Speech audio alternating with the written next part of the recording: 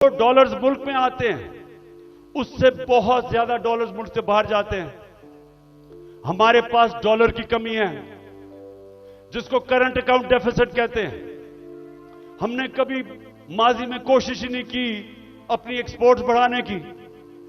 जो भी मुल्क तरक्की किया है, ईस्ट एशिया, चाइना, सब ने अपनी एक्सपोर्ट्स बढ़ाई हैं। एक्सपोर्ट्स बढ़ाती है तो डॉलर आते हैं। हमने कभी कोशिश ही नहीं की। हमारी इंपोर्ट्स बहुत ज्यादा हैं। तो अब मैं आपको बताऊं कि ये दो हमारे खसारे हैं। एक की वजह से रुपए पे प्रेशर पड़ता है, रुपया गिर जाता है। रुपया गिरता है, महंगाई होती है, गुर्बत होती है। और दूसरी वजह से कि हम सारा वक्त, क्योंकि हम टैक्स ही कितना नहीं इकट्ठा करते, सारा वक्त हमें मसला पड़ा रहता है। हम बैंकों से और पैसे लेते हैं, उसके ऊपर सूद होता है, तो हम इधर फंसे हुए हैं। तो इसके लिए सबसे पहले पाकिस्तान के अंदर एक उस तरह की सर्जरी करनी पड़ेगी। मुल्क का गवर्नेंस सिस्टम ठीक करना पड़ेगा। उसके लिए रूल ऑफ लॉ लाना पड़ेगा। मुल्क की एनवायरनमेंट चेंज करनी पड़ेगी। जिस तरह हम गवर्नमेंट चलाते हैं बिल्कुल चेंज करना पड़ेगा।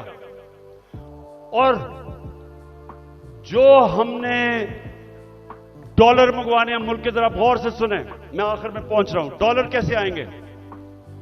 एक्सपोर्ट्स बढ़ाने में तो टाइम लगेगा।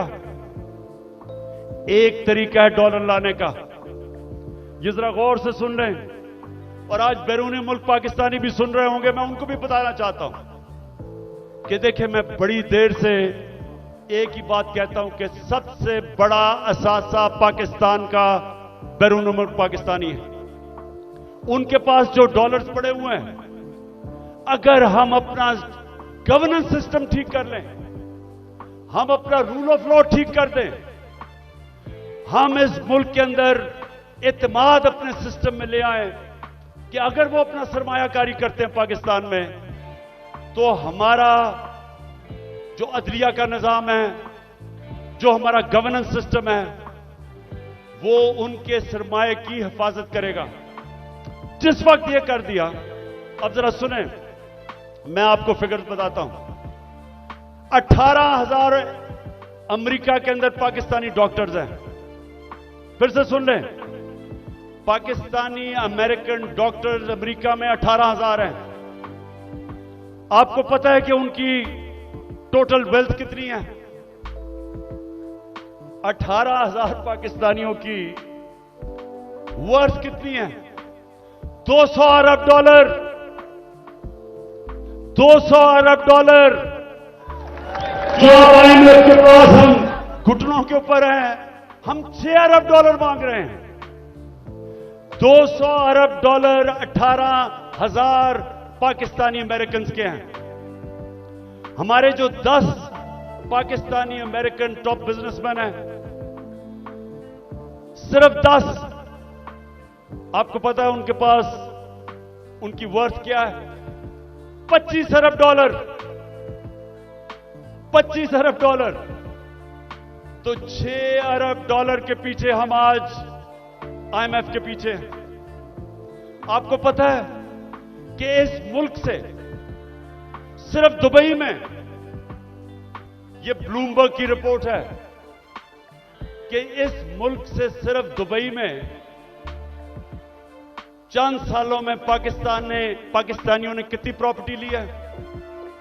10.4 अरब डॉलर। यह ब्लूमबर्ग की रिपोर्ट है। तो पाकिस्तानी अमीर हैं, मुल्क गरीब है। और इसके लिए हमने वो सिस्टम बनाना है। जब तक वो माहौल नहीं बनेगा, जिसको एनेबलिंग एनवायरनमेंट कहते हैं, हम इनका पैसा नहीं ला सकते। ये अभी तक सिर्फ प्रॉपर्टी में पैसा लेते हैं, प्लॉट्स लेते हैं। लेकिन जब तक वो सरमायाकारी पाकिस्तान में नहीं करेंगे, हम इसी तरह ही घुटनों के ऊपर रहेंगे। जिस वक्त हमने अपना सिस्टम ठीक कर लिया, उन्होंने सरमायाकारी शुरू कर दी पाकिस्तान में, आप यकीन करें कि वो उनको देखते हुए सारी दुनिया से सरमायाकारी आएगा। यहां जो चाइना कैसे ऊपर गया?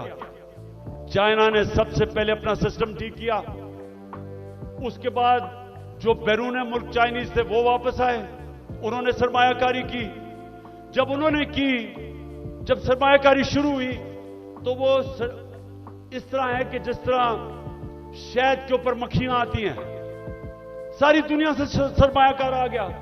30 साल में चाइना किधर का किधर पहुंच गया, क्योंकि उधर लीडरशिप समझी कि जब तक हम अपने मुल्क का जो सरमायाकारी का माहौल है वो ठीक नहीं करेंगे तो सरमायाकारी नहीं आने लगी। तो पाकिस्तान में तो सरमायाकारी आती नहीं है, क्योंकि प्लॉट बेचारा ओवरसीज पाकिस्तानी लेता है, उसमें भी कब्जा हो जाता है। वो कौन फैक्ट्रियां लगाएगा यहां? तो ये मैं सबसे पहले कि हमने ओवरसीज का पाकिस्तानियों का पैसा लेना, एक प्लान बनाया हुआ है हमने, कैसे उनकी इन्वेस्टमेंट लेके आनी है। तो ये पूरा एक प्लान बनेगा कि कैसे गवर्नेंस सिस्टम ठीक करनी है। 3.5 साल में हमें पड़ी, शुरू में तो हमें समझ ही नहीं थे कि क्या हालात है। तो इंशाल्लाह एक तो वो पहले, फिर दूसरा हमने पाकिस्तान के अंदर लॉन्ग टर्म, मिडिल और लॉन्ग टर्म प्लानिंग, एक्सपोर्ट्स, एक पूरा मुल्क को लगाएंगे एक्सपोर्ट्स के ऊपर। एक्सपोर्टर्स को वीआईपी बनाएंगे। जो मुल्क में डॉलर चीजें बेच के डॉलर लेके आएगा उनके लिए सहूलतें देंगे, हमने दी थी। और इसकी वजह से हमारी रिकॉर्ड एक्सपोर्ट्स थी जब हमारी गवर्नमेंट गिराई गई है।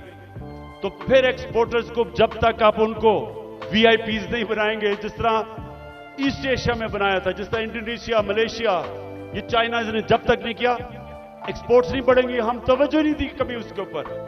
फिर आईटी, हिंदुस्तान की 140 अरब डॉलर की आईटी एक्सपोर्ट्स है, हमने कभी तवज्जो ही नहीं दी।